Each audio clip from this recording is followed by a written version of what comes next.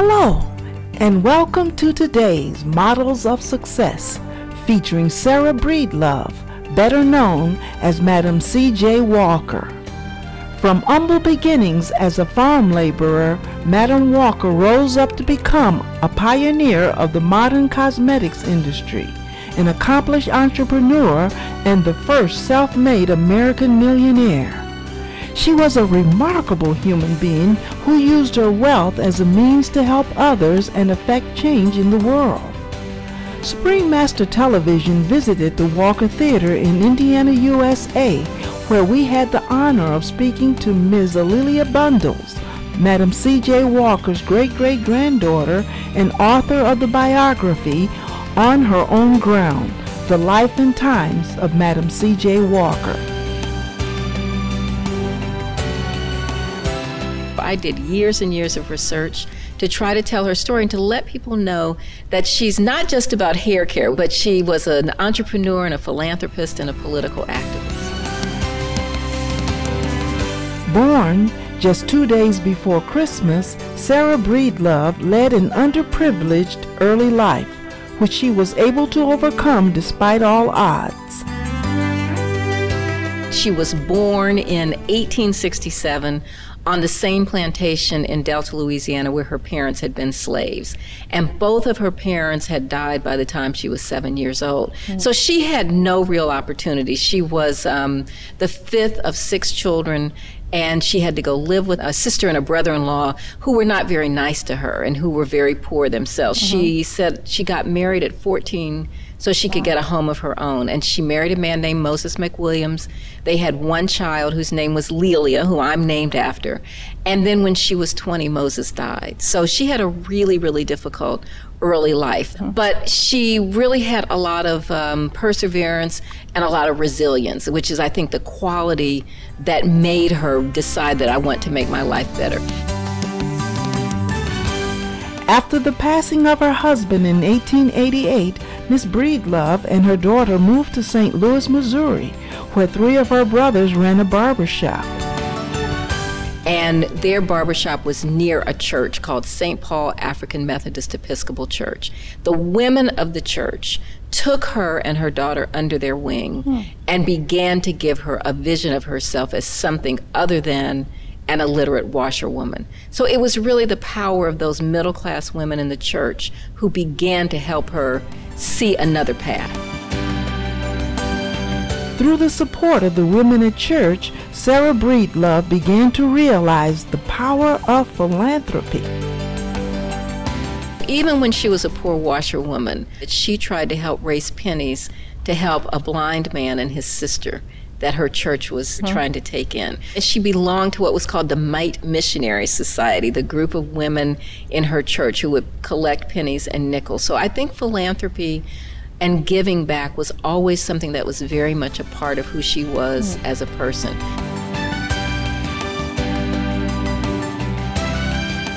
During the 1890s, Sarah Breedlove suffered from a scalp condition that caused her to lose her hair. However, no matter how many products she tried, nothing helped stop her hair loss. She always told this story. She said, I was so ashamed of my frightful appearance that I prayed to the Lord for a solution. And one night in a dream, a big African man appeared and told me what to mix up for my formula. Some of the ingredients came from Africa. I mixed them together, I applied them to my scalp, and my hair began to grow back faster than it had ever fallen out. And the real key to this was she developed a shampoo. She encouraged women to wash their hair more often. Once their scalps were clean, they applied an ointment that contained sulfur and a petroleum-based petrolatum. That helped heal the sores on the scalp. Once her scalp was healthy, her hair began to grow back. Miss Breedlove began enthusiastically sharing her mixture with others who had similar scalp conditions in order for them to enjoy the restoration of soft, strong hair. People began to see that her hair was looking very nice, and they wanted to know what she did. So she was her own walking advertisement. And she began to sell the items to other people. And she would mix it up in her kitchen and sell it. In 1906, Sarah Breedlove married Charles Joseph Walker and officially changed her own name to Madam C.J. Walker. The pair then traveled throughout the United States to promote her new range of hair care products. They demonstrated them door to door in churches and lodges. They began to sell the products as Madam C.J. Walker. They had developed some tins that had her image on it, the name of the products on it. Eventually, in 1908, she and her husband settled in Pittsburgh. She opened up a beauty school that she called Lelia College, named after her daughter, where they could train women. And then in 1910, they moved to Indianapolis and actually built a factory that was just about a block away from here. As a part of their endeavors, the couple also began to train other women to become Walker sales agents or beauty culturists. During an era when it was difficult for women to find employment, Madam C.J. Walker wanted to empower women by helping them gain economic independence. She very much realized that this hair thing was not just about the products.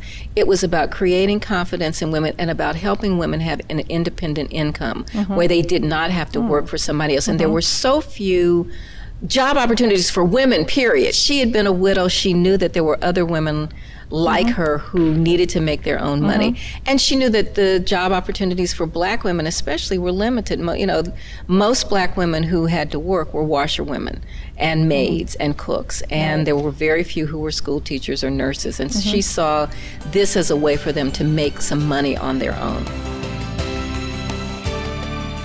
Madam Walker's desire to help others did not stop there. As her company continued to grow, Madam Walker encouraged her staff to give back to their community and take a stand for racial harmony. She became very outspoken, and she said, you know, what's the point of having all this money if I can't make a difference? In 1917, Madam Walker had her first convention of sales agents. 200 women came from all over the United States to Philadelphia for this convention. She told them at the convention, I want you to understand that as Walker agents, your first duty is to humanity.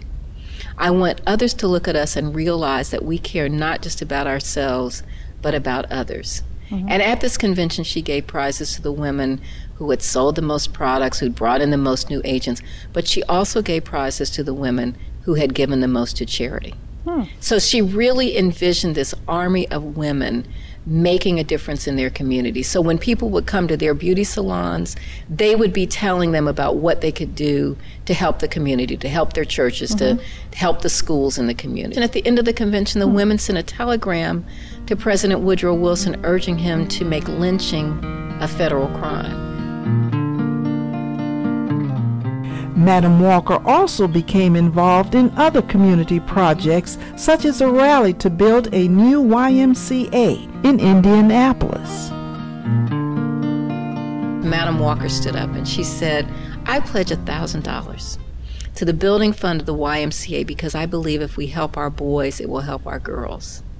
And people were stunned because no black woman had ever made that kind of contribution. And people began to write about her in newspapers all over the country. One day, when going to a movie theater, Madam C.J. Walker was subject to racial discrimination. From that moment, she decided to build her own theater that would welcome all equally. This vision continued to grow to encompass the spirit of creativity and community in Indianapolis. As they thought about this building, they realized they needed a factory, they needed offices, but they also saw it as a way to create a kind of community center for African Americans in Indianapolis. So the idea was on the first floor we'll have a theater, a beauty shop, a drugstore, and some other retail businesses. On the second floor, there was a dentist's office, a doctor's office, NAACP, so that some of the community organizations and some of the services could be there. The factory was on the second floor, more offices on the third floor. The fourth floor was the company headquarters, and there was also a ballroom. So the African American community could have dances and graduations and other kinds of programs. Although Madam Walker passed away in 1919 before seeing the opening of her theater, her daughter continued her mother's work, and the Madam C.J. Walker Theater Center was opened to the public on December 26, 1927. The Madam Walker Theater Center has evolved into the most wonderful National Historic Landmark, cultural arts center. We have arts education for young people during the summers. We have concerts, and it can range from Michael Bolton and Stevie Wonder to Gladys Knight, to Chinese acrobats, to Russian ballet, to Savion Glover, to Dream Girls. We have a really wide range of programming, some community theater. People rent the ballroom for wedding receptions. We have students who come here during the school year for Black History Month, Women's History Month programs. So it's really a wide range. We're really very proud of it, and I think people feel the magic when they walk into the door. Sure. For her success in business and goodwill to humanity, Madam C.J. Walker's legacy has been recognized by various organizations. She's in the National Business Hall of Fame at the Museum of Science and Industry in Chicago. She's in the National Women's Hall of Fame in New York. She's in the National Black Wax Museum. She's recognized by the Direct Sales organization in their Hall of Fame, the National Cosmetology Hall of Fame. The fact that she became, many people say, the first American woman to make $1 million on her own in business is an amazing achievement. But for me, what really makes her memorable is that she used her money and her influence to provide jobs for thousands of women and to participate in philanthropy, to give money to schools and to churches and to organizations, and to be involved in politics and to be an activist. So she really took the blessings that she had been given and she shared them with others. And I think she still inspires people today. Madam Walker's selfless example of community service has inspired younger generations to follow suit. I'm so excited when I get emails from young people who are doing reports about Madam Walker. I heard from some students in Kansas City who were writing a report, and they were writing a report around the time of the earthquake in Haiti. And learning about Madam Walker and how she had given back and about her philanthropy made them collect money in their community to send to Haiti. So it's just it really gives me chills when I think about the impact that this woman, who was born the daughter of slaves, very poor, no education, who transformed herself and who really now sets an example for other people. To conclude, Ms. Bundles wished to share some thoughts with Supreme Master Television viewers about her great-great-grandmother. I hope that people will be inspired by Madam Walker, that they can see in her, especially people who have a lot of difficulty in their lives, that they can see that lots and lots of things are possible with the kind of perseverance and the kind of faith that she had.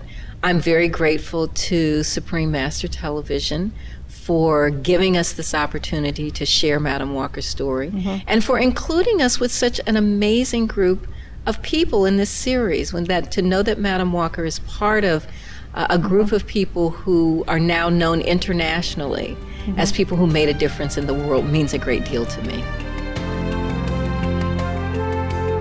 We sincerely thank Ms. Lelia Bundles for taking the precious time to talk to us about Madam C.J. Walker, entrepreneur, philanthropist, social activist, and beacon of hope for many people. May her spirit of determination and generosity continue to encourage others to reach for a brighter future. Compassionate viewers, it was a pleasure having you with us for Models of Success. Coming up next is vegetarianism, the noble way of living, after noteworthy news here on Supreme Master Television. May your inner beauty be ever more radiant in heaven's blessings. To find out more about the Madam C.J. Walker and Lelia Bundles' work, please visit www.madamcjwalker.com.